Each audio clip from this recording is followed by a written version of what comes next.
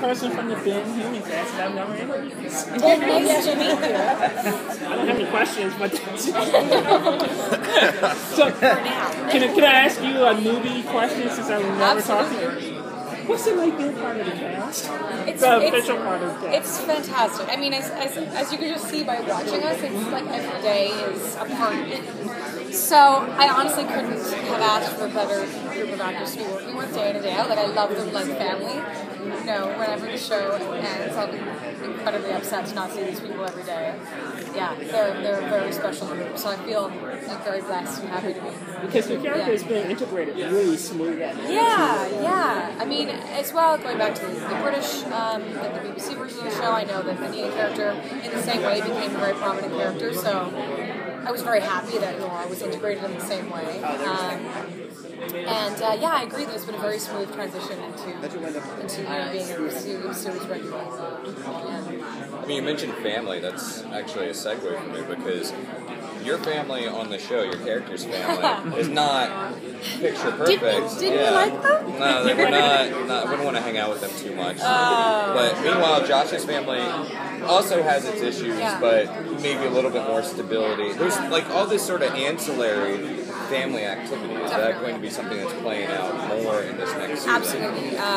Again, like I feel like they're all, four displaced people who came together as a family, and that's why they all still live together in this house. And yes, the theme of season 4 is very much about destiny, and we're gonna, you see a lot of the backstories to everyone, all four of us, and why we ended up where we are, and why we work together, and so. Yeah, I mean, I guess, again, like, that's why their relationships work so well, is because they need each other. Yeah. And you'll really see why this is Also, I mean, I was going to ask, did Josh eat you? Sorry? What is your character's status at the beginning of the next season? He did not. Okay. I'm allowed to say that? No. Great question, though. I myself didn't know what was going to happen after that horrific scream I let out at the end of the season. We pick up 3 months after season 3 ended, and Josh is actually stuck as a werewolf. He's trapped inside the wolf. And what happens is every moon he turns back into a human, conveniently, as I'm about to transform into a wolf, so we only have a half an hour together.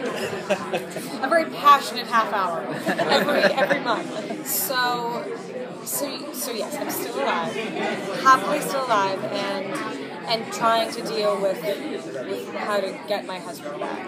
As I was just saying over there, our married life together has added up to being about an hour and a half of time as human beings. So, we've got our challenges.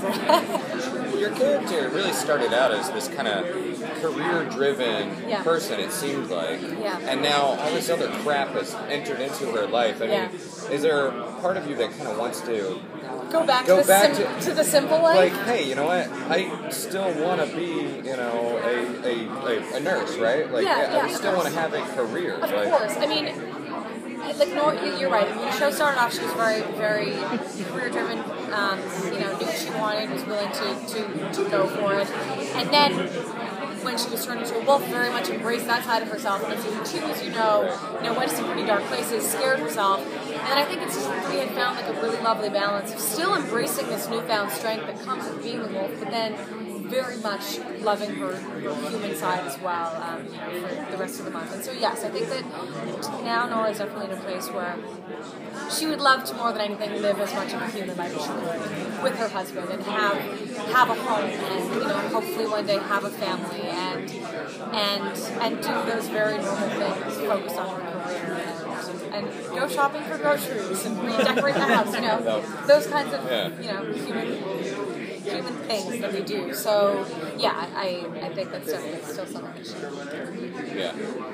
seeks to And 2 years ago, it felt like this show was still a little bit under the radar, and it seems like in the last year or so, it's really kind of starting to explode, and you kind of jumped on board right as it kind of exploding. Yeah. How has that changed your perception of fame, and actually how is your Comic-Con experience different? Well, this is my very first Comic-Con, so I have nothing to compare it with. So it's amazing. It's so exciting to become a part of a show that already has a fan base. I think it helped us as well that the BBC show existed before us.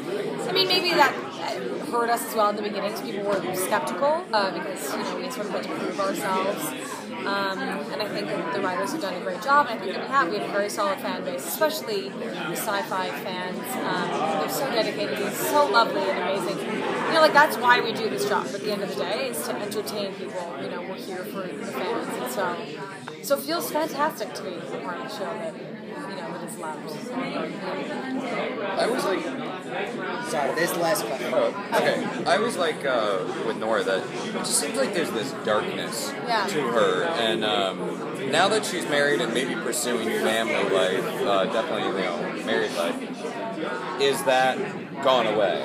I hope not, because I agree. Like, my favorite thing about her is the fact that she is such a strong woman, and my favorite scenes to play are the ones that are very wolfy and primal, when you do see that dangerous side of her.